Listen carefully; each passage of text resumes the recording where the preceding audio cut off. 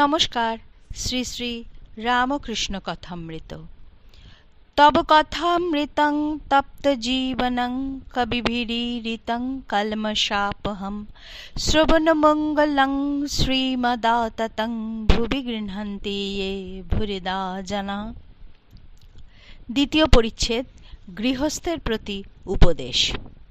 সমবেত ব্রাহ্ম ভক্তগণকে সম্বোধন করিয়া তিনি বলিতেছেন, নির্লিপ্ত হয়ে সংসার করা কঠিন। প্রতাপ বলেছিল, মহাশয়, আমাদের জনক রাজার মতন। জনক নির্লিপ্ত হয়ে সংসার করেছিলেন, আমরাও তাই করব। আমি বললুম, মনে করলেই কি জনক রাজা হওয়া যায়? জনক রাজা কত তপস্যা করে জ্ঞান লাভ করেছিলেন। হেটমুণ্ড ঊর্ধ্বপদ হয়ে অনেক বৎসর ঘোরতর তপস্যা করে তবে সংসারে ফিরে গেছিলেন। তবে সংসারের কি উপায় নাই? হ্যাঁ, অবশ্য আছে। দিনকতক নির্জনে সাধন করতে হয়, তবে ভক্তি লাভ হয়, জ্ঞান লাভ হয়। তারপর গিয়ে সংসার করো, দোষ নাই।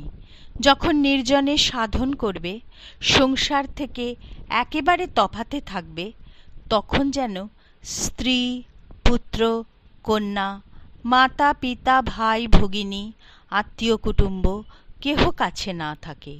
নির্জনে সাধনের সময় ভাববে, আমার কেউ নাই, ঈশ্বরই আমার সর্বস্ব। আর কেঁদে কেঁদে তার কাছে জ্ঞান ভক্তির জন্য প্রার্থনা করবে।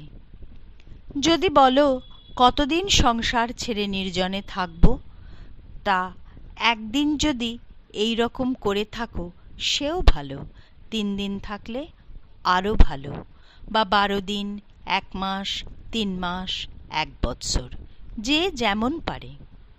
জ্ঞান ভক্তি লাভ করে সংসার করলে আর বেশি ভয় নাই।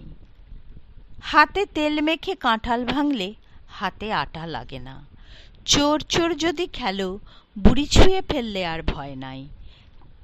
একবার পরশমণিকে ছুঁয়ে সোনা হও।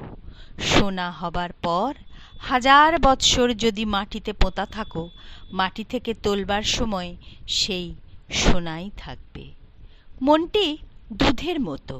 সেই মনকে যদি সংসার জলে রাখো, তাহলে দুধে জলে মিশে যাবে। তাই দুধকে নির্জনে দই পেতে মাখন তুলতে হয়। যখন নির্জনে সাধন করে মনরূপ দুধ থেকে জ্ঞান ভক্তিরূপ মাখন তোলা হলো, তখন সেই মাখন অনায়াসে সংসার জলে রাখা যায়।